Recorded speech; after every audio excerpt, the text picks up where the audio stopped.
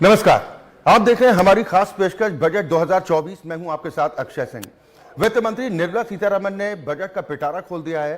हालांकि उम्मीद जिस मुताबिक थी कि टैक्स स्लैब में बड़ा बदलाव देखने को मिलेगा, वो टैक्स स्लैब में कोई बदलाव तो देखने को नहीं मिला है। लेकिन कुल मिलाकर कहा जाए तो 4 वर्गों पर ये अंतरिम बजट फोकस्ड रहा है, जिनमें किसान की बात की जाए, गरीब की बात की जाए, महिलाओं की बात करें या फिर नौजवानों की बात की जाए। और सरकार का फोकस इस इंटरिम बजट में इंफ्रास्ट्रक्चर को मजबूती देने पर रहा है।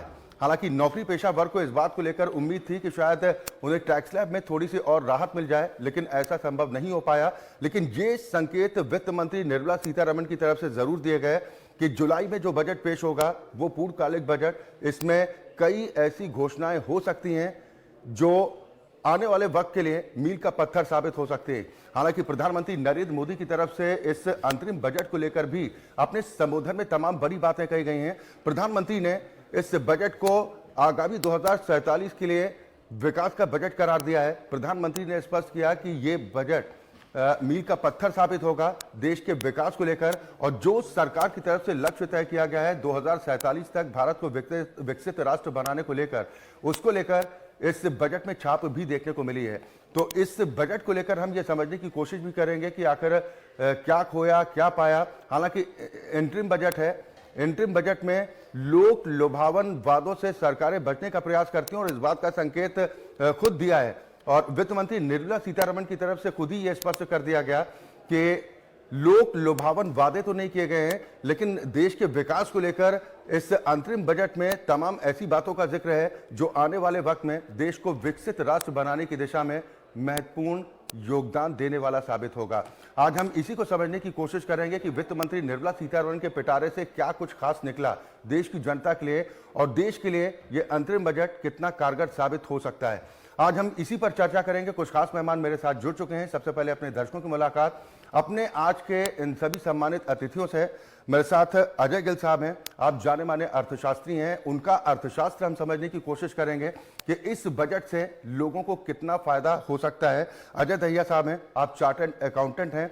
हम उनसे समझने का प्रयास करेंगे कि इस बजट को देखने का उनका नजरिया क्या कुछ कहता है। और टैक्स एक्सपर्ट निकिता चौहान जी भी हमारे साथ इस चर्चा का हिस्सा हैं। बहुत स्वागत है आप सभी का। शुरुआत में अजय गिल साहब आपसे ही करना चाह रहा हूं। अंतरिम बजट हालांकि लोक लुभावन वादों से बचने की कोशिश तो रही है, लेकिन खासतौर पर 4 वर्गों पर जो फोकस रहा है, आपकी नजर में बजट कैसा है? देखिए, बजट जैसे कि हमें पता है वोट ऑन अकाउंट बजट था, और हमें पहले से पता था कि ज़्यादा टैक्स रियायतें नहीं देगी सरकार, ज़्यादा ऑप्शंस नहीं है, ज़्यादा मार्जिन नहीं है गवर्नमेंट के पास।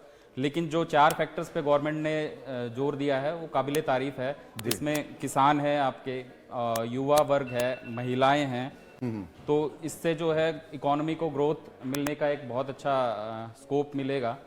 और ये एक फ्यूचरिस्टिक बजट है। 2047 के लिए गवर्नमेंट ने एक अपना नजरिया रखा है, अपना एक व्यू पॉइंट रखा है, जिसकी तरफ ये एक पहला कदम गवर्नमेंट ने बढ़ाया है जी। हालांकि मोदी सरकार के फोकस की बात कही जाए तो प्रधानमंत्री नरेंद्र मोदी ने खुद ही देश की 4 जातियां बताई, जिसमें महिला शामिल हैं, नौजवान शामिल हैं और गरीब शामिल हैं और किसान, यानी कि 4 वर्ग प्रधानमंत्री ने खुद ही इस बात को लेकर तय कर दिए हैं। तो वो प्रतिबद्धता क्या अजय दहिया साहब इस अंतरिम बजट में देखने को मिल रही है आपको, उसकी छाप? जो बजट है काफी फ्यूचरिस्टिक रहा है। जो हमने मोदी जी ने 4 जातियां बताई हैं, 4 कास्ट में पूरे डिस्क्रिमिनेट करा है अन्नदाता, और अन्नदाता के लिए, किसानों के लिए, एग्रीकल्चर के लिए बजट भी रखा 1.27 लाख करोड़ का, विच 1.27 लाख करोड़ का, which is less than expected. कुछ हम अब की बजट से हम ज्यादा एक्सपेक्ट कर रहे थे। बजट थोड़ा लेस देन एक्सपेक्टेशन ही रहा है, because this is election year as well, so we were expecting some relaxation in taxes as well, but वो भी हमें कुछ ज्यादा देखने को नहीं मिला है। बट एज एन इंडिविजुअल और as a middle class taxpayer, we expect some tax benefits and tax relaxation in it, but we don't get it from this time. So yes, as compared to as a country, ये budget काफी futuristic है and economically हमें काफी growth देखने को मिली है इसमें, और एक्सपेक्टेड भी।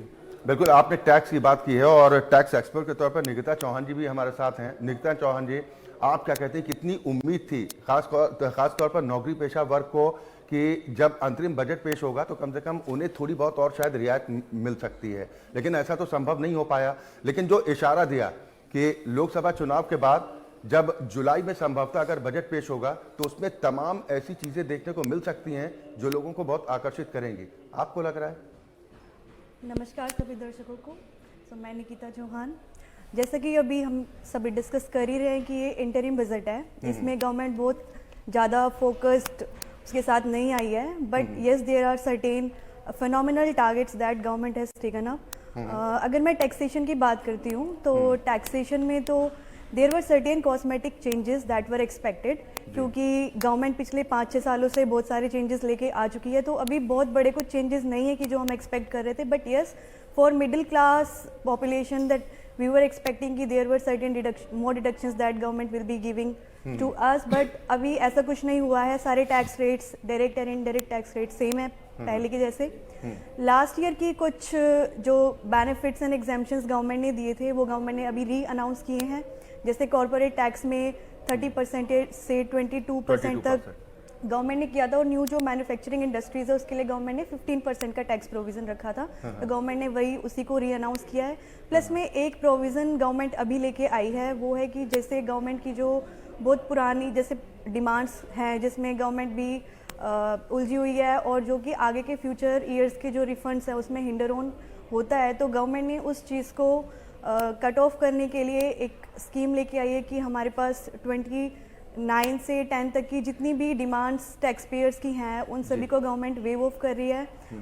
जो भी डिमांड्स अप टू 25,000 हैं, and from financial year 11-12 to 14-15 जितनी भी डिमांड्स अप टू 10,000 वो गवर्नमेंट वेव ऑफ कर रही है। तो इससे आई थिंक 1 करोड़ पॉपुलेशन को ज़रूर फ़ायदा मिलेगा। तो यही टैक्स बेनिफिट्स, बाकी जो आईएफएससी और स्टार्टअप्स को tax benefits and tax exemptions दिए गए थे जो एक्सपायर हो रहे थे अप टू 31 मार्च 2024 में, उस लिमिट को गवर्नमेंट ने इंक्रीज करके 25 तक का अनाउंस किया है। बट येस, क्योंकि ये इंटरिम बजट है तो बहुत ज़्यादा लॉन्ग टर्म गवर्नमेंट ने इसमें फोकस नहीं किया है। कम ही की जाती है कि इंटरिम बजट में सरकार सिर्फ 3 महीनों का खाका तैयार करती है कि विकास योजनाएं प्रभावित ना हो। हालांकि लोकसभा चुनाव होंगे, उसके बाद जब बजट आएगा वो पूर्ण बजट होगा और उसमें क्या कुछ रहता है उस पर सबकी निगाहें रहेंगी। लेकिन कॉर्पोरेट टैक्स का जो आपने जिक्र किया कि उसको घटाकर 22% पर ले आए, इसका क्या असर पड़ेगा, इम्पैक्ट क्या होगा देश पर? इसका असर ये होगा क्योंकि जो इंडिविजुअल बेनिफिट्स दिए जाते हैं वो तो इंडिविजुअल लेवल पे होते हैं, बट अगर कॉर्पोरेट टैक्सेशन में बेनिफिट होगा तो हमारी इकोनॉमी को सबसे ज़्यादा बूस्ट मिलेगा। जो कॉर्पोरेट्स है वो फंड्स का यूटिलाइजेशन टैक्स से हट के अपने बिजनेस पे कर पाएगी, और जिससे बिजनेसेस बढ़ेंगे तो ऑब्वियसली एम्प्लॉयमेंट और इकोनॉमी को बहुत बेनिफिट होगा। वित्त मंत्री भी एक महिला है, 6वां मौका है जब उन्होंने ये बजट पेश किया है। महिलाओं के लिए क्या खास आपको लग रहा है इस बार के बजट में?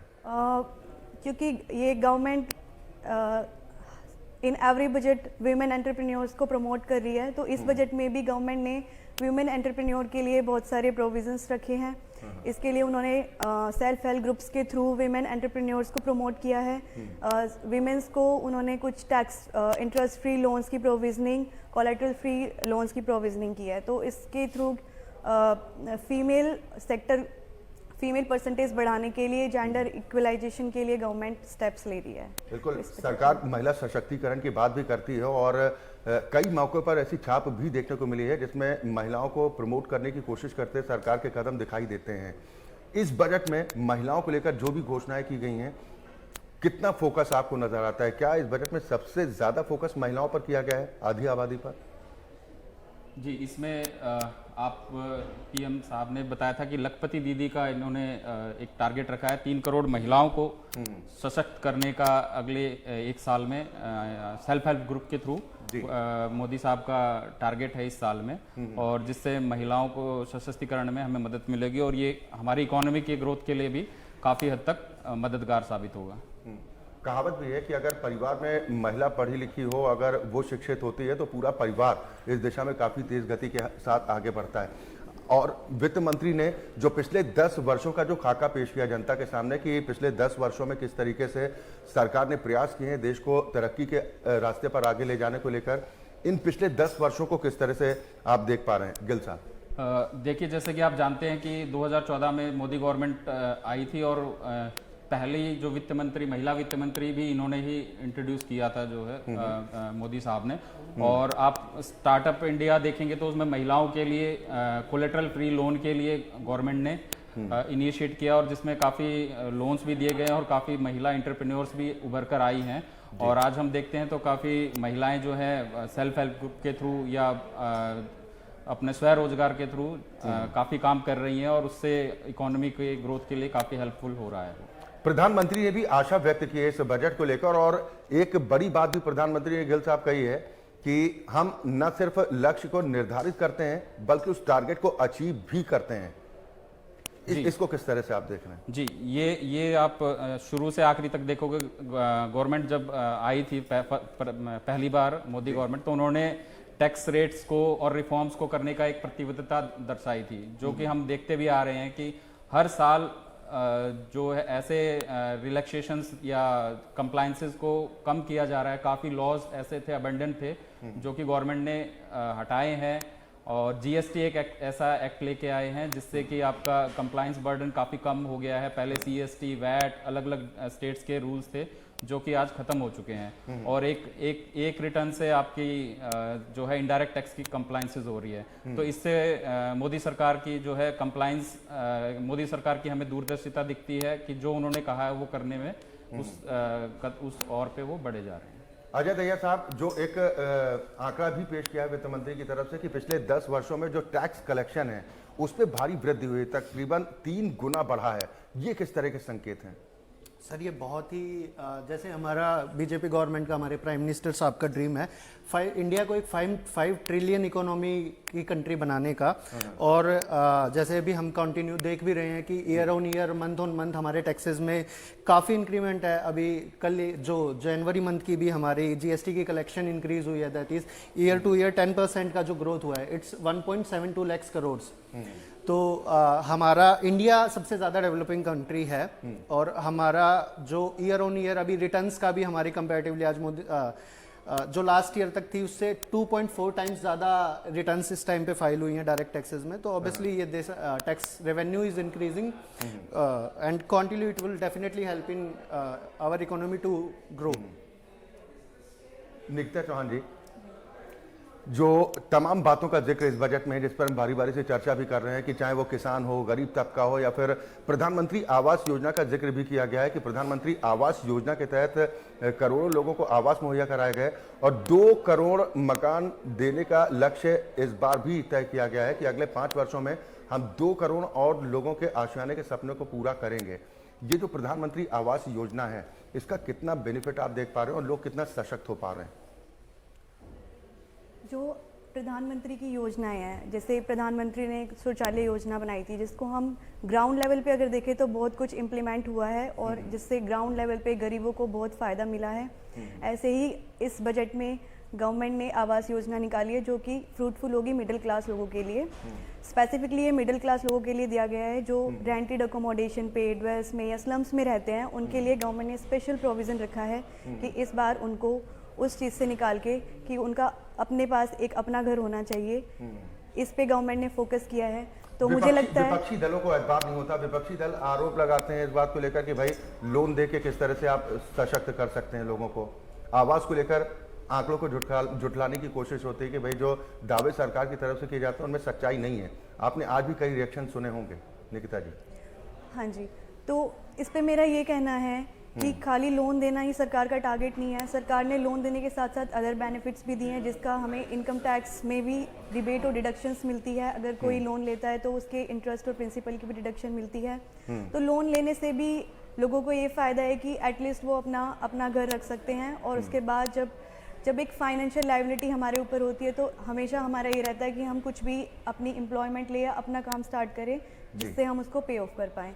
तो कहीं ना कहीं सरकार इसमें कामयाब रहती है कि वो अपनी आवास वाली योजना को कामयाब कर पाए। आत्मनिर्भर भारत न सिर्फ प्रधानमंत्री बल्कि मोदी सरकार के तमाम कैबिनेट मंत्रियों की तरफ से भी कहा जाता है कि भाई इस दिशा में तो देश चल पड़ा है, और जब तक हम आत्मनिर्भर नहीं बन जाएंगे, जो टारगेट भी तय किया है 2047 का, गिल साहब, ये किस दिशा में बढ़ता हुआ दिखाई दे रहा है आपको? देखिए, हम मोदी सरकार की प्राथमिकता आत्मनिर्भर भारत पर रही है। ये हमें डिफेंस में भी देखने के लिए मिलता है। आप इंडियन रेलवेज में भी ये देखते हैं। वंदे भारत इसका एक बहुत अच्छा उदाहरण है। और इस बजट में भी इंडियन रेलवेज के जो 40,000 कोचेज हैं उनको वंदे भारत की तर्ज पर बनाया जाएगा, जिससे लोगों को सहूलियत मिलेगी, यात्रा में सुगमता होगी, जिससे लोगों की लाइफस्टाइल और इम्प्रूव होगा और ये एक उनकी इफिशिएंसी इम्प्रूव करने में मदद करती है।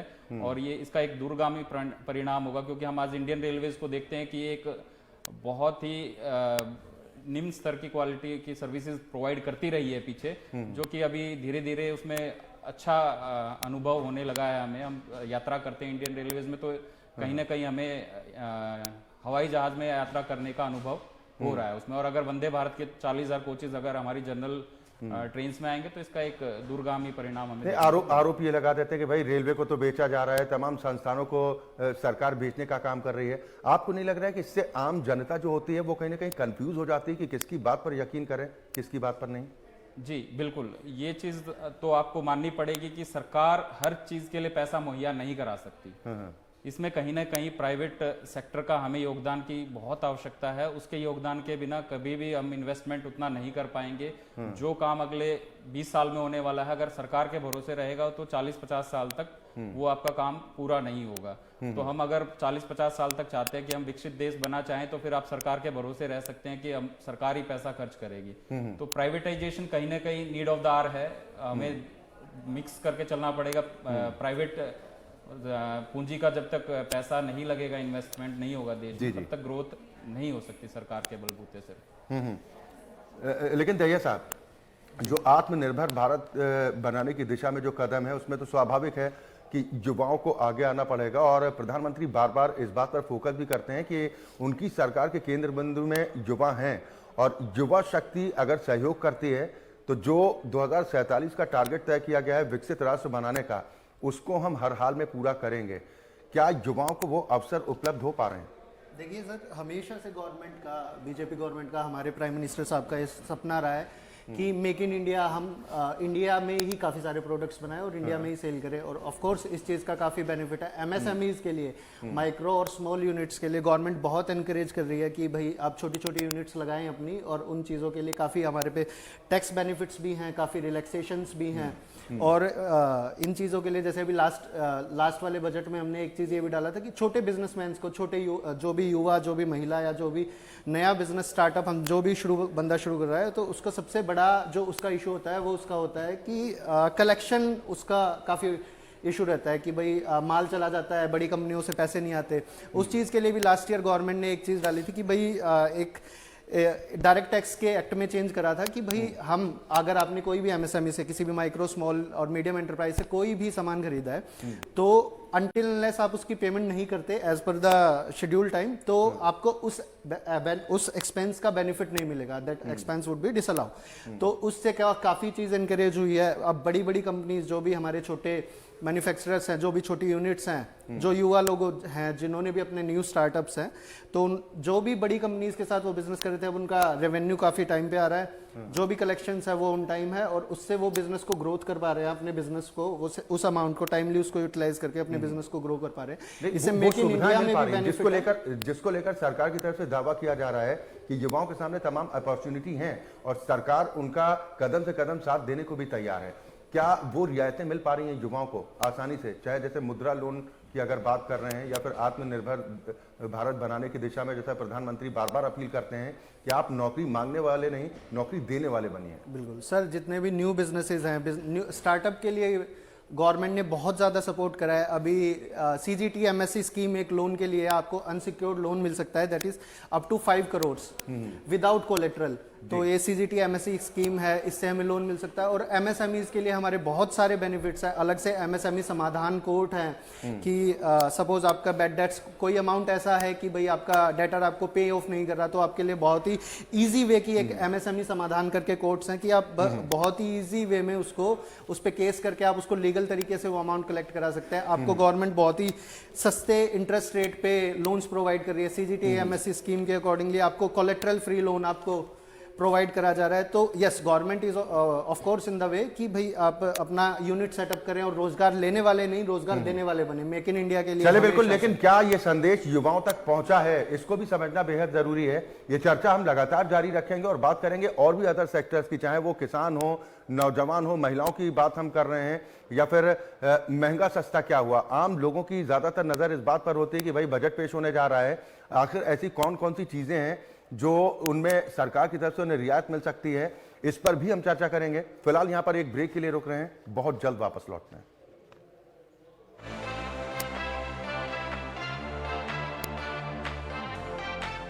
के बाद आपका स्वागत है। हम बात कर रहे हैं बजट 2024-25 की। अंतरिम बजट सामने आ चुका है। हम इसको समझने की कोशिश कर रहे हैं कि इस बजट से लोगों को क्या मिला। सभी खास मेहमान मेरे साथ लगातार बने हुए हैं, जो हम लगातार चर्चा भी इस बात को लेकर कर रहे हैं कि ये बजट कितना परिवर्तनकारी साबित हो सकता है। निकिता चौहान जी, सबसे पहले गरीबों की भी बात करना बेहद जरूरी है, क्योंकि सरकार की तरफ से जो दावा किया गया कि गरीबी हटाओ, हमारी सरकार का सिर्फ नारा नहीं है। हम जो लक्ष्य तय करते हैं उसको अचीव करने तक हम रुकने वाले नहीं है। 25 करोड़ लोगों को गरीबी रेखा से बाहर निकालने का सरकार का दावा जो है, इसको आप किस तरह से देख रही हैं? कितना बड़ा ये चेंज है? देखिए, वैसे हम आज की तारीख में अगर देखें तो गरीबी उस जितने टारगेट्स किए गए थे वहाँ तक तो गरीबी आज के टाइम पे नहीं हटी है। बट सरकार ने जो भी अपने पहले बजट्स में स्कीम्स या योजनाएं दी थी, सरकार उन पर रेगुलरली काम कर रही है। और हम देखें तो बहुत सारे लोगों को शौचालय मिला है, उनको राशन की योजनाएं सरकार ने दी हैं तो टाइमली राशन मिलता है। बहुत सारे जो जिनके पास आवास नहीं है उनको रहने के लिए गेस्ट हाउसेज या इस तरह की फैसिलिटीज़ दी जा रही हैं सरकार के द्वारा। तो मुझे लगता है कि सरकार इस पे काम कर रही है। अभी तक काफ़ी बेनिफिट पॉपुलेशन को हुआ है, बट हाँ, जितना होना चाहिए था वो तो अभी बेनिफिट पास ऑन नहीं हुआ है। तो अभी सरकार को इस पे और काम करने की नीड है। जैसे एक परिवार को जो बेसिक नीड्स होती हैं, चाहे आवास हो, बिजली कनेक्शन हो, पानी की व्यवस्था हो, शौचालय हो, ये एक जो पूरी प्लानिंग के साथ इन योजनाओं को लाया गया, आपको लग रहा है कि इसकी वजह से काफ़ी परिवर्तन भी महसूस हो रहा है देश में? देखिए, पिछले 10 साल की अगर हम बात करें तो देश का जो पूरा इंफ्रास्ट्रक्चर है वो चेंज हो चुका है। रूरल एरियाज़ की अगर आप बात करें तो रूरल एरियाज़ का इंफ्रास्ट्रक्चर जो आप पहले देखोगे और आज 10 साल बाद हम देखते हैं वो पूरा चेंज हो चुका है। आज सभी लोगों को ग्राउंड लेवल पे इंटरनेट की सुविधाएं प्रोवाइड की गई हैं। अगर हम आज से 10 साल पहले की बात करें, अपनी ही बात करें, तो हमारे पास नेट की एक्सेस नहीं होती थी। हमें अपने किसी भी नेसेसरी फॉर्म्स भरने के लिए कैफ़े या कहीं पर्टिकुलर कैफ़े पे जाना पड़ता था। पर अभी हम देखें तो सब कुछ डिजिटल इंडिया ने पूरा सिनेरियो ही चेंज कर दिया है। तो सरकार कहीं ना कहीं बहुत कामयाब भी हुई है अपने इंडियन रिवॉल्यूशन लाने के लिए। गिल साहब जी, आप इस बात से कितना इत्तेफाक रखते हैं कि चाहे वो कोई भी सेक्टर हो जिसको लेकर सरकार की तरफ से योजनाएं चलाई जा रही हैं, जैसे युवाओं का जिक्र, महिलाओं का जिक्र या फिर किसानों का जिक्र, क्योंकि अन्नदाताओं पर ये कहा जाता है कि अन्नदाता जिस देश का खुश है तो समझ लीजिए कि वहाँ के लोग भी खुश हैं। क्या वो माहौल बनता दिखाई दे रहा है, या फिर आपको लग रहा है कि वो माहौल बन चुका है कि अब पहले की अपेक्षा अब काफ़ी परिवर्तन आया है किसानों की भी जिंदगी में, अन्नदाताओं की? जी, जैसे कि आपने बताया कि यह है एक दूरगामी, इन चीज़ों के दूरगामी परिणाम होते हैं। जो भी अगर हम स्टेप्स आज लेते हैं उसके परिणाम 5 साल, 7 साल, 10 साल के बाद हमें देखने को मिलते हैं। इसी प्रकार से जो है गवर्नमेंट ने किसानों के लिए किसान सम्मान निधि जो है उनको हर साल 4 महीने में एक बार 2000 रुपये की सम्मान निधि देती है। तो ये एक प्रकार से किसानों को अपनी खाद बीज के लिए खर्चा करने के लिए, अपनी फसल के लिए उगाने के लिए मदद करती है। और इससे किसान को किसी आड़ती के पास जाके ब्याज के लिए नहीं जाना पड़ता। और इसी प्रकार से गवर्नमेंट ने जनधन खाते खुलवाए हैं, जिससे कि डीबीटी का डायरेक्ट बेनिफिट ट्रांसफर हो रहा है। जो पैसा गवर्नमेंट भेजती है, 1 रुपये भेजती है, तो आज 1 रुपये ही जो है बेनिफिशियरी के पास जा रहा है। पहले जैसे कि राजीव गांधी जी ने कहा था कि 85 पैसे जो हैं रास्ते में ही गुम हो जाते हैं और सिर्फ बेनिफिशियरी तक 15 पैसे पहुंचते हैं। तो इन चीजों का दूरगामी परिणाम ये लाभ हुआ है कि बिचौलियों की भूमिका खत्म हो गई। बिल्कुल, डायरेक्ट बेनिफिट इसमें और भी, अगर डायरेक्ट बेनिफिट और भी चीजों में लाना चाहिए, जैसे एजुकेशन है। आज सरकारी स्कूल में बच्चे पढ़ रहे हैं तो वहां पे भी जैसे उनको राशन दिया जा रहा है, तो उसको भी हम डीबीटी में लेके आए, ताकि जो क्वालिटी ऑफ एजुकेशन बढ़े, हेल्थ सर्विसेज में भी किसी प्रकार से डीबीटी लाई जानी चाहिए ताकि जो पैसे का है मिस यूटिलाइजेशन बंद हो। आज गवर्नमेंट बजट दे रही है और हर साल उसमें 10-15% का इंक्रीमेंट भी कर रही है, लेकिन उस हद तक जो बेनिफिट मिलना चाहिए अभी नहीं मिला है। हाँ, डेफिनेटली हो रही हैं बेनिफिट्स, लेकिन अभी गवर्नमेंट को और डीबीटी को एक्सटेंड करने की जरूरत है और स्कीम्स में डीबीटी को लाया जाए, जैसे महिला बाल विकास कि भाई जब पौधा मंत्रालय। लगाते हैं तो आपको कुछ वर्षों तक तो इंतजार करना पड़ता है, जब खाद पानी देंगे उसको तैयार होने में वक्त लगेगा, फिर वो फल देता है। क्या वो स्थिति है? जी जी, आज के दिन वही स्थिति है कि पौधा लगा है, अभी उसके कुछ उसमें डेवलपमेंट होने शुरू हुए हैं, फ्रूट्स आने लगे हैं, लेकिन आपको पता है कि जब पहले साल में फ्रूट्स आते हैं तो कम आते हैं जी। आने वाले समय में उसके जो बेनिफिट्स हैं, फ्रूट्स हैं, वो बढ़ के आएंगे और हमें उनके साथ और नए पौधे भी लगाने चाहिए और जो है स्कीम्स में इस चीज को हमें डीबीटी को डेफिनेटली लेके आना चाहिए। ये एक कारगर स्कीम है। दहिया साहब, जैसा किसानों को सशक्त बनाने को लेकर कहा जाता है कि भाई अब किसानों को भी थोड़ा अब जो अनाज का उत्पादन है उसमें थोड़ा परिवर्तन लाने की ज़रूरत है। अब जैसे ऑर्गेनिक खेती की ओर बढ़ावा देने को लेकर कहा जा रहा है, या फिर एक जो परंपरा चली आ रही है कि भाई अगर गेहूं की फसल लगती है तो सारे के सारे लोग गेहूं की पैदावार पे ही जुट जाते हैं। तो क्या तकनीकों का इस्तेमाल जो बढ़ाने को लेकर सरकार भी बार बार कहे कि तकनीक का इस्तेमाल करें, सरकार की तरफ से हम सुविधाएं भी मुहैया करवा रहे हैं, क्या वो सुविधाएं बेहतर तरीके से उपलब्ध हो पा रही हैं? देखिए, इंडिया जो टॉप मोस्ट एक्सपोर्ट जिस चीज़ का करता है वो एग्रीकल्चरल प्रोड्यूस का हमारा है। तो एक्सपोर्ट में सबसे ज़्यादा शेयर एग्रीकल्चरल प्रोड्यूस का है और ऑफ कोर्स गवर्नमेंट इस चीज़ पे काम कर रही है। 1.27 लाख करोड़ का बजट अब इस साल भी हमने रखा है सिर्फ और सिर्फ एग्रीकल्चरल यूनिट्स के लिए। उसका सारा का सारा इस्तेमाल हम टेक्निक्स इंक्रीज कराने के लिए अपनी, और जो भी हम बेनिफिट उनके लिए कर सकते हैं। अब MSP का, और जैसे अभी गिल साहब ने जिक्र करा था जनधन खाता और इन चीज़ों का कि भाई जो भी डायरेक्ट बेनिफिट्स हैं वो डायरेक्ट किसानों तक पहुंच रहे हैं। और मेजर जो हमारा शेयर है एक्सपोर्ट में वो एग्रीकल्चर का ही है। तो गवर्नमेंट को जो अपना 5 ट्रिलियन इकोनॉमी का जो सपना है उसको अगर साकार करना है तो उसके लिए हमें अपने अन्नदाता, जो एक कास्ट भी हमारी आज फाइनेंस मिनिस्टर जी ने एक बताई है, उस पे बहुत ज़्यादा ध्यान देना पड़ेगा। और उसके लिए जो बजट भी इंक्रीज हुआ है उसको सही तरीके से उसका यूटिलाइजेशन इस चीज़ पे बहुत ज़्यादा इफेक्ट डालेगा कि हम नई नई तकनीक मुहैया कराएं हमारे सारे किसानों को, और उनका जो प्रोडक्ट है वो उसका MSP भी हमने फिक्स कराया। और वो MSP भी अब की बार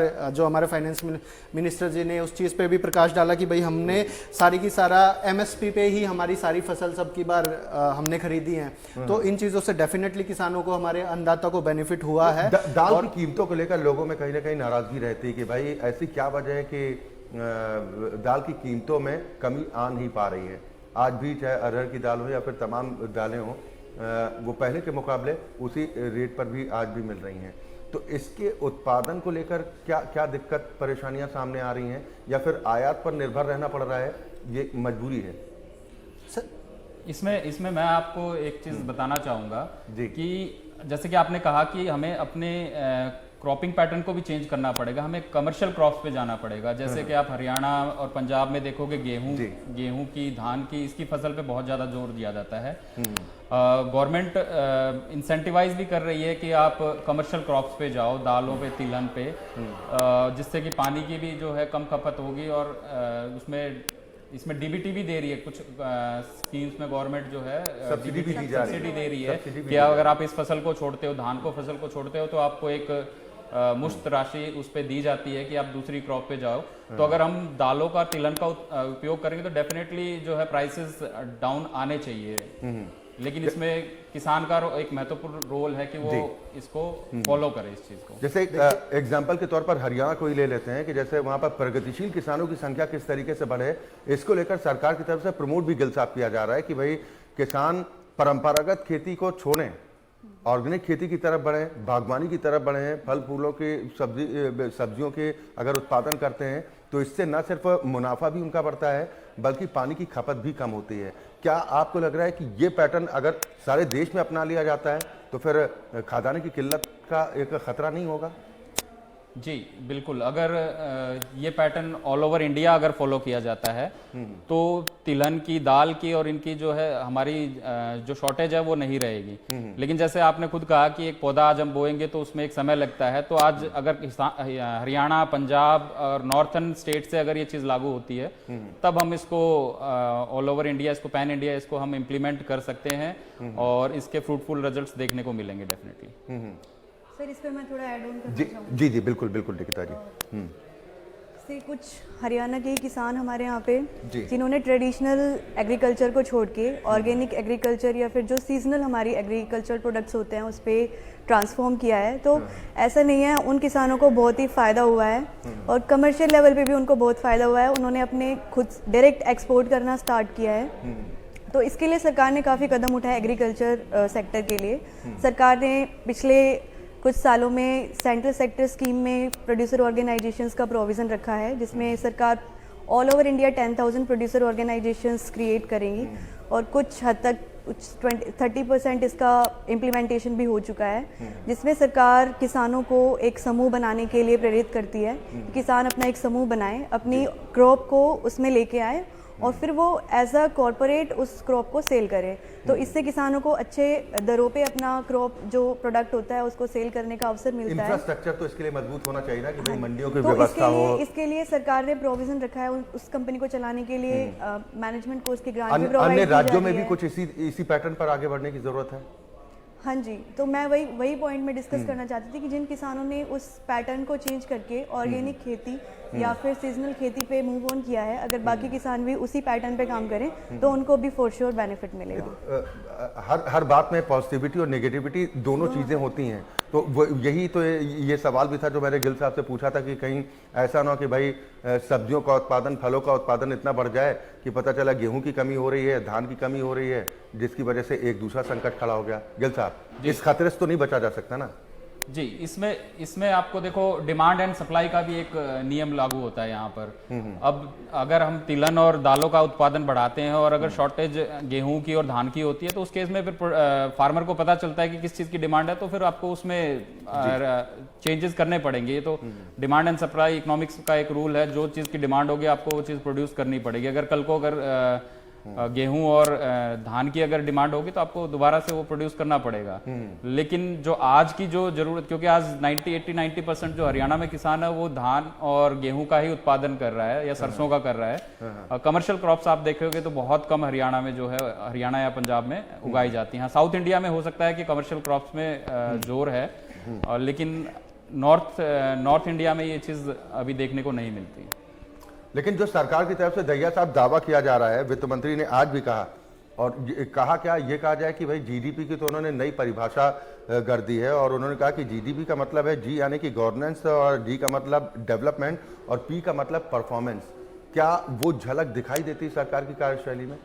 जी बिल्कुल बिल्कुल, वो बिल्कुल झलक दिखाई देती है। ऐसे जैसे अभी फैक्ट्स भी आए हैं काफ़ी ज़्यादा और नंबर्स पे भी हम बिलीव करते हैं। जैसा कि बताया गया, जैसे मैं अभी 2 मिनट पहले भी डिस्कस कर रहा था कि जो हमारा जीएसटी का भी कलेक्शन रहा है अभी जनवरी मंथ का, जनवरी 2024 का, it was 1.72 lakh crore, which is highest ever received.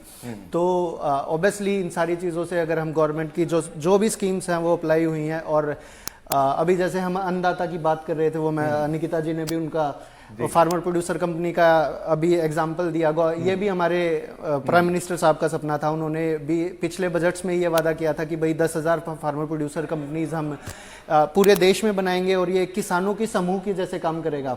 अब उन कंपनीज को बनाने पे सरकार ने मैनेजमेंट कॉस्ट भी प्रोवाइड करी है काफ़ी। 30 और 40% कंपनीज इनकॉर्पोरेट भी हुई हैं। सरकार ने उनको चलाने के लिए मैनेजमेंट कॉस्ट भी प्रोवाइड करी है। आप गवर्नमेंट उनके लिए एक CFO भी, CEO भी अपॉइंट कर रहे हैं, उनकी सैलरी भी वो रिम्बर्स करते हैं, वो रेंट का एक्सपेंस भी। और उसके लिए उन्होंने इक्विटी ग्रांट भी करी है गवर्नमेंट ने कि आप अपना प्लांट लगाओ, आप आपके एरिया के सारे किसानों को आप एकत्रित करो और उस चीज़ से आप इकट्ठे होकर काम करो। आप कोई भी ऐसा न्यू प्रोडक्ट आप निकालो और उस प्रोडक्ट को डेवलप करो कि सो दैट कि हम उसका एक्सपोर्ट कर पाएं और which is to be more beneficial for the economy. चले, यानी कि सरकार जो कह रही है कि भाई लोगों को भी अब सहयोग करने की जरूरत है, क्योंकि सभी के सहयोग से ही देश तरक्की के रास्ते पर तेज गति के साथ आगे बढ़ेगा। और सरकार की तरफ से जो प्रयास किए जा रहे हैं कि 2047 तक का जो टारगेट फिक्स किया गया है कि हमें विकसित राष्ट्रों की सूची में शामिल होना है, उस दिशा में लेकिन सारे देश को सहयोग करने की जरूरत होगी। तो इसके लेकर देश भी तैयार है, लेकिन सवाल ये होता है कि सरकार की तरफ से जो योजनाएं चलाई जा रही हैं, उन योजनाओं का बेहतर तरीके से क्या लाभ लोगों तक पहुंच भी पा रहा है, ये सबसे महत्वपूर्ण भी होता है। चर्चा हमारी लगातार जारी है। फिलहाल यहां पर वक्त एक और छोटे से ब्रेक का है, बहुत जल्द वापस लौटते हैं।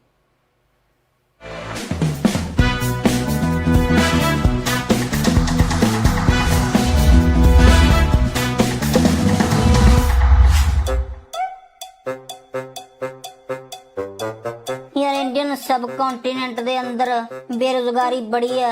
ਇੱਕ ਤਾਂ ਇੱਥੇ ਕੰਮ ਨਹੀਂ ਮਿਲਦਾ, ਜੇ ਕੰਮ ਮਿਲ ਜੇ ਤਾਂ ਪੇਮੈਂਟ ਪੱਕਾ ਮਰੀ ਹੈ।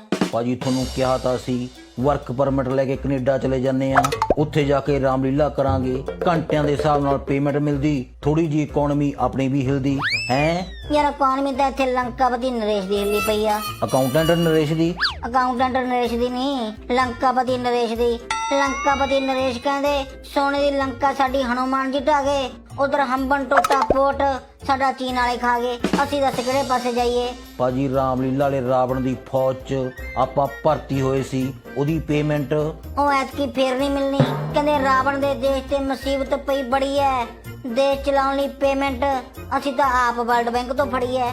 रामलीला वाले रावण ने साडी पेमेंट मारी, असी पूरा विरोध जतावा। साथ लगातार मौजूद हैं। ब्रेक पर जाने से पहले जो हम चर्चा कर रहे थे, जीएसटी का भी जिक्र दहिया साहब आपने किया था। हम जीएसटी पर आएंगे क्योंकि बेहतर तरीके से निकिता चौहान जी भी हमें इस पर जरूर बताएंगे कि जीएसटी को लेकर क्या वाकई में आपको लग रहा है कि इसमें कुछ परिवर्तन किए जाने की गुंजाइश है, अभी भी दिक्कतें हैं जिनको दूर किया जाना जरूरी है। जी, तो जीएसटी की अगर हम बात करें तो ये जीएसटी 2017 में जैसे गवर्नमेंट ने अप्लाई किया था जी, शुरू में तो बहुत दिक्कतें टैक्स पेयर्स को, क्योंकि पोर्टल भी ठीक से नहीं चल रहा था, फिर डिपार्टमेंट्स को खुद आइडिया नहीं था कि नई उनकी भी ट्रेनिंग्स एंड ऑल चल रही थी, तो बहुत सारी हर्डल्स बीच में आई हैं। बट जैसे टाइम के साथ सिस्टम इम्प्रूव होता जा रहा है, आज के टाइम की अगर हम बात करें तो कंप्लायंस काफ़ी ईजी और वन रिटर्न बेसिस पे सारा इनडायरेक्ट टैक्स हमारा कवर हो गया है। No separate excise and customs requirements अभी बची हैं, जीएसटी में हमारा सारा कवर हो जाता है।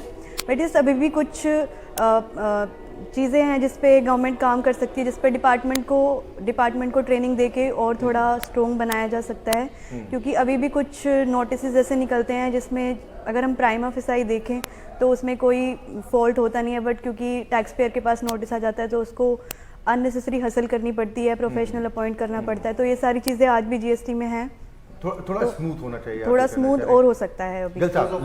लेकिन जो प्री बजट हमने लोगों से भी बातचीत करने की कोशिश की है, मैं खुद तमाम जगहों पर गया, कई व्यापारियों से भी बातचीत हुई है। गिल साहब, ज़्यादातर व्यापारियों की तरफ से कहा गया कि जो जीएसटी का स्लैब है उसमें परिवर्तन किए जाने की जरूरत है। क्या आपको लगता है कि इसमें गुंजाइश है, सरकार को इस पर फोकस करना चाहिए? जी, डेफिनेटली मैं यही कहना चाह रहा था कि आज जो स्लैब रेट हैं जीएसटी में काफ़ी ज़्यादा हैं, तो गवर्नमेंट को इसको रैशनलाइज करना चाहिए और जिससे कि कंप्लाइंस पोर्शन जो है टैक्स पेयर के लिए आसान होगा। आज 28% का है, 18%, 12, 5, 6, 0, तो इसको एक दो रेट 18 और 28 को या 12, 18 को कंबाइन करके एक रेट करके, ताकि कस्टमर को या जीएसटी टैक्स पेयर्स को ये आसानी हो कि आपका क्या टैक्स देना है। कल को वो डिस्प्यूट नहीं क्रिएट होगा कि आप 28% में थे, आपने 18% दिया।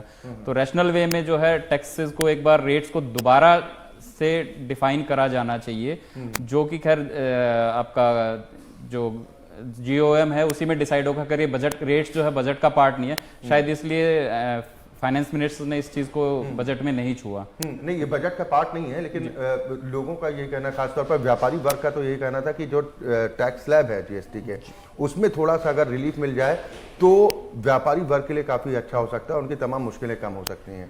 जी बिल्कुल, ये उनकी डिमांड आज से 1-2 साल से है। ये डिमांड हर बजट में या हर जीओएम की मीटिंग में उनको इंतजार रहता है कि इसमें कोई चेंजेस आएगा, लेकिन ये अभी तक डिमांड पूरी नहीं हुई और एक्सपेक्ट करते हैं कि इन फ्यूचर ये मीट हो, ताकि जो है जीएसटी व्यापारियों के लिए अपना व्यापार करने में सहूलियत हो, वो अपने सेल पे ध्यान दे, अपने टर्नओवर पर ध्यान दे, ना कि टैक्सेस के झमेले में पड़े। दहिया साहब, जब भी बजट आता है तो उस समय शेयर बाजार की नजर भी उस पर रहती है, लेकिन आज जब अंतरिम बजट पेश हुआ तो शेयर बाजार का सिग्नल फेल होता दिखाई दिया, कभी ग्रीन सिग्नल तो कभी रेड। ये स्थिति उहापोह की बनी रही। इसका क्या मतलब निकालें? अगर एक आम नागरिक को सरल भाषा में समझाना हो तो इसको किस तरह से डिस्क्राइब करेंगे आप? देखिए, मैं सुबह से ही मैं भी शेयर मार्केट ट्रैक कर रहा था, तो जब तक बजट नहीं आया था तब तक शेयर मार्केट सेंसेक्स ने और निफ्टी ने काफ़ी ग्रो करा, लेकिन बजट आने के बाद वो रैशनलाइज हो गया, सेम जितना वो कल तक था उसी पे आ गया, क्योंकि बजट से, जैसे मैंने पहले भी कहा कि बजट से काफ़ी ज़्यादा एक्सपेक्टेशंस थी। It was expected to reduce some tax rates और reduce to extend some more benefits, but उतना कुछ हो नहीं पाया। एज उसके दो रीजन है, एक तो इंटरिम बजट भी है, अभी फाइनल बजट आना आफ्टर इलेक्शन ही फाइनल बजट आएगा, तो उसके बाद शेयर मार्केट पे बहुत ज्यादा इस बजट का कोई उठापोह नहीं मचा है। कोई बहुत ज्यादा मेजर चेंजेस हमने शेयर मार्केट में नहीं एक्सपेक्ट करे, वो बिफोर लेकिन कुछ समय के लिए लगा कि शेयर बाजार खुद थोड़ा कंफ्यूज नजर आ रहा है। हाँ बिल्कुल, डेफिनेटली मैं इस बात से एग्री करूंगा। शेयर बाजार बहुत ज्यादा कंफ्यूज था ऐसे, बिकॉज एक्सपेक्टेशंस हाई थी, इसलिए शेयर मार्केट एक्सपेक्टेड था कि आफ्टर बजट शेयर मार्केट काफी ऊपर जाएगी, लेकिन बजट उम्मीद मुताबिक नहीं रहा, तो उसीलिए शेयर मार्केट में हमने बहुत ज्यादा चेंजेस नहीं देखे। It was as same as it was yesterday. इसमें एक चीज आप और देखेंगे जी। कि शेयर बाजार को कई बार क्या रहता है कि बजट स्पीच में कोई चीज नहीं होती है जी, लेकिन उसको ये अंदेशा रहता है कि इसके फाइन प्रिंट में तो कुछ ना निकल के आ जाए, तो वो फाइन प्रिंट का इंतजार कर रहा था। और इस बार बजट जो है काफी जल्दी और मेरे ख्याल से काफी छोटा बजट रहा है। पीछे के इतिहास में आप देखो 58 मिनट्स या 60 मिनट्स का बजट था, तो लोगों को, शेयर मार्केट को भी इंतजार था कि अभी कुछ इसमें हो सकता है, कोई अच्छी चीज आ जाए, बुरी चीज आ जाए, तो वो डायलेमा में था। तो कोई भी जो है इन्वेस्टर या ट्रेडर या उस टाइम पे कोई डिसीजन लेने के लिए कैपेबल नहीं था, और ऐसा कुछ मिला नहीं अचानक से, ना ऐसी कोई बुरी खबर आई ना कोई अच्छी खबर आई। तो आज की जो इकोनॉमिक ट्रेंड है उसमें बुरी खबर ना होना भी एक टाइप से अच्छी खबर मान सकते हैं कि भाई कोई बुरी चीज नहीं आई बजट में, राहत के तौर पर ही देख या सकते हैं इसको कि कम से कम पॉजिटिव देखा जा सकता है। रियायत नहीं मिली तो बोझ भी नहीं लगा। जी बिल्कुल। इसमें सर मुझे एक और सबसे, क्योंकि आज के बजट में ज़्यादा तो कुछ पॉइंट्स हमारे पास नहीं निकले हैं, बट एक मुझे सबसे बड़ा फिनोमिनल टारगेट जो लगता है गवर्नमेंट का, वो गवर्नमेंट ने अपना फिस्कल डेफिसिट का टारगेट जो कि 5.9% रखा था, वो रिवाइज करके 5.8% किया है, और 2025 में इसका टारगेट 5.1% रखा गया है। तो इससे मुझे लगता है कि ये सबसे बड़ा फिनोमिनल टारगेट है गवर्नमेंट का, और इसका रिवाइज होना भी हमारी इकोनॉमी के लिए बहुत पॉजिटिव साइन है, क्योंकि अगर हमारा फिस्कल डेफिसिट रिड्यूस होता है तो इट मीन्स गवर्नमेंट को बोरोइंग्स कम लेनी पड़ेगी, और जिससे कि हमारे जो कॉरपोरेट सेक्टर है उसको भी लोन लेने में ईज रहेगी। उन बोरोइंग्स जो गवर्नमेंट कम ले रही है अपने फंड्स उनको पास ऑन करेगी, और जैसे ही फंड्स पास ऑन होते हैं कॉरपोरेट सेक्टर में, तो उससे हमारे इकोनॉमी में बिजनेस बूस्ट होता है, और बिजनेस बूस्ट होने से हमारे बहुत सारे वेरिएबल्स बूस्ट होते हैं। तो आई थिंक ये हमारा बहुत बड़ा पॉजिटिव पॉइंट रहा है आज के। बिल्कुल, लोक लुभावन बातों से परहेज किया गया इस बजट में, और प्रधानमंत्री ने कहा कि वो तो कह रहे हैं कि ये तो सपनों का बजट है। क्या आप इस बात से सहमत हैं कि इसको सपनों का बजट कहा जाए? यही उम्मीद कर रहे थे लोग। निकिता जी। देखिए, वैसे तो ज़्यादा उम्मीदें तो हमें भी नहीं थी, क्योंकि ये एक तो इंटरिम बजट है, प्लस में सरकार पिछले 4-5 सालों में बहुत सारे स्टेप्स ले चुकी है, बट यस कुछ हमें भी कॉस्मेटिक चेंजेस एक्सपेक्टेड थे कि मिडिल लाइक टैक्स पेयर्स को कुछ और डिडक्शंस मिलेंगी, स्लैब रेट में कुछ और थोड़ा बहुत चेंज आएगा। हालांकि जो अगर हम स्लैब रेट की बात करें तो 2014 से जो टैक्स एग्जेम्पशन की लिमिट थी 2,20,000 से बढ़ के आज 7 लाख हो चुकी है। तो इन्हीं कारणों के चलते गवर्नमेंट ने कुछ ज़्यादा स्टेप्स नहीं लिए हैं, बट फिर भी कुछ, क्योंकि आम जनता तो एक्सपेक्ट हमेशा करती है कि बजट आए तो हमारा कुछ फ़ायदा हो, तो अगर मैं बात करूँ आम जनता की तो उसको कोई ज़्यादा फ़ायदा नहीं मिला आज के बजट से। इंफ्रास्ट्रक्चर को लेकर ज्यादा जोर देखने को मिला। गिल साहब, आपको लग रहा है कि बेसिक नीड यही है कि इंफ्रास्ट्रक्चर पर जितना फोकस किया जाएगा आने वाले वक्त में उसके उतने ज्यादा बेनिफिट्स देखने को मिलेंगे? यही वजह कि सरकार का फोकस है, चाहे राष्ट्रीय राजमार्ग हों, फ्लाईओवर्स हों।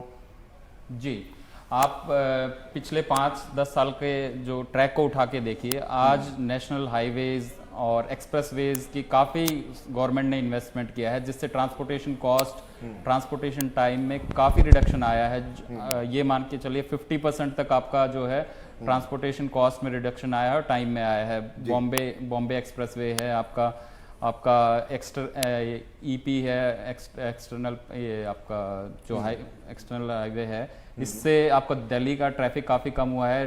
ट्रैफिक दिल्ली में एंटर करने की ज़रूरत नहीं पड़ती है। ट्रैफिक को बाहर ही बाहर अगर जाना है तो वो आसान है, उसमें सहूलियत है ट्रांसपोर्टेशन के लिए। इंडस्ट्रियल डेवलपमेंट भी यहाँ पर आपका एक्सप्रेसवे जहाँ पर डेवलप होता है, इंडस्ट्रियल डेवलपमेंट भी वहीं पर होता है। और आप इसमें देखोगे पिछले काफ़ी सालों ने गडकरी साहब ने जो एक एरिया जो गवर्नमेंट ने सबसे ज़्यादा जो काम किया है वो हाईवेज के डेवलपमेंट में किया है, और इसके जो है हमें दूरगामी परिणाम देखने को मिल रहे हैं। हमारी टैक्स जीएसटी टैक्स कलेक्शन बढ़ रहा है, इट मीन्स हमारी जो है टर्नओवर बढ़ रहा है, हमारी सेल बढ़ रही है, हमारी जीडीपी बढ़ रही है। और इस बार इजाफा भी किया गया है। अगर सड़क परिवहन राजमार्ग मंत्रालय की बात की जाए तो 2.78 लाख का बजट निर्धारित किया गया है, यानी पिछली बार के मुकाबले इस बार और बढ़ोतरी की गई है जी। और इसका आप देखने के मिलेंगे, अगर दिल्ली एनसीआर के एरियाज में आप देखोगे तो इंडस्ट्रियल डेवलपमेंट काफ़ी ग्रोथ हो रहा है पिछले टाइम से। और अब पिछले 5 सालों में, पहले इंडस्ट्रीज नहीं थी यहाँ पर, इंडस्ट्रीज दूरगामी राजस्थान वगैरह में थी और यहाँ पर नहीं थी। अब आप देखोगे तो यहाँ इंडस्ट्रियल डेवलपमेंट काफ़ी अच्छा है।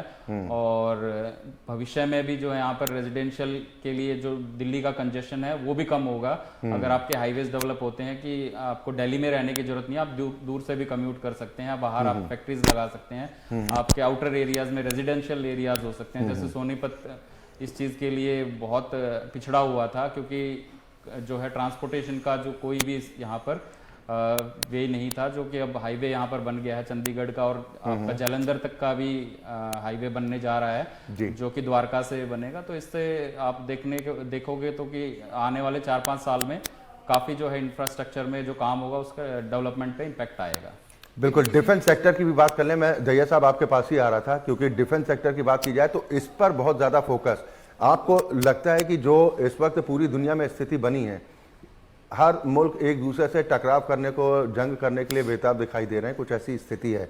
ऐसे में जो बजट को एलोकेट किया गया है, गृह मंत्रालय की बात की जाए उससे तकरीबन 3 टाइम्स ज़्यादा बजट निर्धारित किया गया है। ये वक्त की ज़रूरत है आज के हालात को देखते हुए।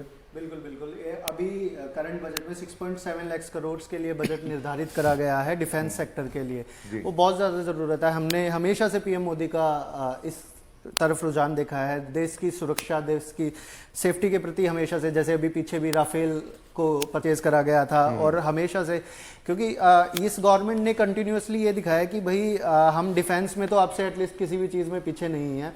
पुलवामा का जो अटैक हुआ था इंडिया पे, उसके बाद भी जैसे हमने एयर स्ट्राइक करी, तो पीएम मोदी ने इस चीज़ पे खुद को बहुत ही स्ट्रॉन्ग करा है और डिफेंस के लिए एक बहुत अच्छा बजट निर्धारित करा है कि हम इस चीज़ पे तो हम कहीं नहीं पिछड़ेंगे, और इस चीज़ पे तो हम पूरा का पूरा ध्यान दिया गया है डिफेंस सेक्टर पे। बिल्कुल। और जिस तरीके से डिफेंस सेक्टर में भी भारत की कोशिश ये है कि अभी तक कहा जाता है कि भारत तो भाई आयात करने वाला देश है, लेकिन हम आत्मनिर्भर बनने की दिशा में भी इसमें आगे बढ़ेंगे, और न सिर्फ आत्मनिर्भर बनेंगे बल्कि दूसरे देशों को हम निर्यात भी करेंगे। इस दिशा में आप कितनी प्रगति देख पा रहे हैं? जी, इसमें आप देखोगे हम डिफेंस सेक्टर में ब्रह्मोस मिसाइल का हम एक्सपोर्ट कर रहे हैं, जो कि पहले हम मिसाइल्स हम इंपोर्ट करते थे, गोला बारूद इंपोर्ट करते थे, बुलेट प्रूफ जैकेट्स इंपोर्ट करते थे। तो ये कि हमने स्विच देखा है हमारी स्ट्रेटजी में, जो चीज़ हम पैसा फॉरेन एक्सचेंज हम खर्च करते थे, आज हम फॉरेन एक्सचेंज अर्न कर रहे हैं इसी चीज से। तो ये हमारा कहीं ना कहीं एक सकारात्मक जो है हमें देखने को मिल रहा है, जिससे कि हमारी जो आत्मनिर्भरता भी बढ़ रही है और हमारा एक्सपोर्ट्स भी इसमें कहीं ना कहीं हमारा बढ़ रहा है, और फॉरेन करेंसी एक्सचेंज को भी हम अर्न कर रहे हैं, जिससे हमारा जो रुपी डिप्रिशिएट होगा उसका भी हमें लॉस कंपनसेट हो रहा है।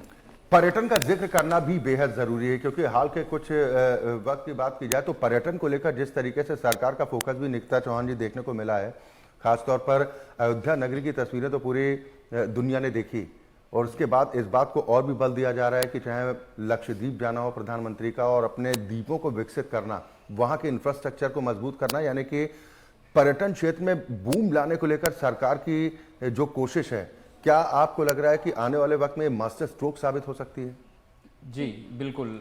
आपने ये पिछले 1 महीने पहले देखा था, मोदी साहब ने मालदीव में जाकर वहाँ का पर्यटन का, लक्षद्वीप में जाकर अपना वहाँ का एक सिनेरियो ही चेंज कर दिया। जो हम वहाँ जाना नहीं चाहते थे, उसके बारे में सोचते नहीं थे, लोगों ने उसके बारे में सोचना शुरू किया और वहां पर उसका हमें दिखना भी शुरू हो गया है इम्पैक्ट। दूसरी चीज इसमें मैं ये कहना चाहूंगा कि एक इसमें जो पर्यटन इंडस्ट्री की एक डिमांड थी वो अगर और पूरी हो जाती, पर्यटन विभाग इसको एज एन इंडस्ट्री मानना चाहता है कि इसको एज ए इंडस्ट्री डिक्लेयर करा जाए, लेकिन वो अभी भी पूरी नहीं हुई है। तो उम्मीद करते हैं कि जब एक फुल बजट आएगा, जब अगली गवर्नमेंट आएगी, तो उसमें ये मांग भी अगर पूरी की जाती है तो इसका आपको डेफिनेटली पर्यटन में बेनिफिट देखने को मिलेगा। ठीक है निकिता जी, आप किस तरीके से देख रही हैं पर्यटन क्षेत्र को जिस तरह से प्रमोट करने की कोशिश है सरकार की? आज के बजट में भी अगर हम बात करें तो टूरिज्म सेक्टर के लिए सरकार ने एक special interest free loans to the states ये प्रोविजनिंग रखी है कि हर स्टेट को इंटरेस्ट फ्री लोन मिलेगा, जिससे वो अपने अपने यहाँ पे टूरिज्म सेक्टर को बढ़ावा दे सकते हैं। इससे क्या होगा कि जब भी किसी कंट्री का या किसी पर्टिकुलर जगह का टूरिज्म सेक्टर अगर आगे बढ़ता है तो वहाँ की जो लोकल पॉपुलेशन है उसकी एम्प्लॉयमेंट जनरेट होती है, उनको बिजनेस करने की अपॉर्चुनिटीज़ मिलती है। तो अगर किसी भी स्टेट का टूरिज्म इम्प्रूव होता है तो वहाँ की पॉपुलेशन और वहाँ पे ग्राउंड लेवल पे लोगों को हेल्प मिलती है। तो गवर्नमेंट ने इस पे अब के बजट में बहुत ज़्यादा फोकस किया है, लोन के प्रोविजंस रखे हैं और सारे स्टेट्स को प्रमोट किया है कि आप अपने यहाँ पे टूरिज्म सेक्टर को प्रमोट करो। दया था, सभी सेक्टर्स की हम बात कर रहे हैं कि चाहे वो आप राजमार्गों की बात कर लें या फिर डिफेंस सेक्टर की बात कर लें या फिर गृह मंत्रालय की बात कर लें या ग्रामीण विकास मंत्रालय की बात की जाए, तो ग्रामीण विकास मंत्रालय के बजट में भी जहां बढ़ोतरी, सब में कुछ ना कुछ इजाफा देखने को मिला। ये तो नहीं कह सकते कि बहुत बड़ा एक अंतर देखने को मिला है, लेकिन कुछ बजट पहले के मुकाबले बढ़ाकर ही दिया गया है। ये शुभ संकेत हैं। डेफिनेटली ये शुभ संकेत है। जैसे कि हमारा इस बार का बजट ना कंपैरेटिव बहुत ज़्यादा रहा है। जैसे गवर्नमेंट ने भी अपना पिछला 10 सालों का हिसाब दिया है कि 2014 और 2024 we after here it 10 years later, तो हर चीज़ का उन्होंने हमारा कंपैरेटिवली फिगर्स सारे फैक्ट्स हमारे सामने आए हैं। तो हाँ, कंपैरेटिवली लास्ट ईयर से बजट भी हर चीज़ का एक इम्प्रूव हुआ है, हर नंबर्स में इंक्रीमेंट हुआ है और वो डेफिनेटली वो इट्स अ गुड चेंज और वो इकोनॉमी के लिए भी हमारा बूस्ट है। हमारी इकोनॉमी भी कंटिन्यूसली ग्रो कर रही है और ऑब्वियसली एज पैरेलली हमारे सारे के सारे बजट में भी जो जितना बजट एलोकेशन लास्ट ईयर हुआ था वो कंपैरेटिवली डेफिनेटली वो इंक्रीज हुआ है। गिल साहब, आमतौर पर ये देखा जाता था कि भाई जब बजट पेश होता था तो उस वक्त तो लोगों की निगाहें रहती थी कि भाई क्या क्या बड़ी घोषणाएं हुई हैं, लेकिन उसके बाद में बात आई गई हो जाती थी, ये लोगों तक सही जानकारी पहुंच नहीं पाती थी कि भाई जो बजट में घोषणाएं की गई हैं उसका कितना इम्प्लीमेंटेशन हुआ है, उसका कितना फायदा पहुंचा है। लेकिन अब जो सरकार की तरफ से अपने सारे आंकड़े भी दिए जाते हैं कि भाई पिछले 10 वर्षों से हम सत्ता में हैं, तो हमने पिछले 10 वर्षों में क्या क्या किया, किन योजनाओं का कितना फायदा पहुंचा। ये एक अच्छी परंपरा है। जी, आप बजट भाषण को अगर आप ने देखा होगा तो आपने देखा होगा पहला आधा घंटा या 45 मिनट्स लगभग एफएम ने अपने जो पिछले 10 सालों में जो कार्य किए हैं उनका ब्यौरा दिया था और उससे हमें ये पता चलता है और ये अकाउंटेबिलिटी भी फिक्स होती है कि हमने क्या बोला था और क्या किया था। और अनलेस अनटिल हमने क्या किया हम नहीं बताएंगे और फ्यूचर में क्या करेंगे सिर्फ वही कहेंगे और वो कितना इम्प्लीमेंट हुआ, कितना हमने उस पर काम किया, ये जब तक हमें पब्लिक को नहीं बताया जाएगा तो उस बजट का वो बेनिफिट नहीं है। हमने क्या बोला था और क्या किया है वो जरूर बताना चाहिए हर बजट में।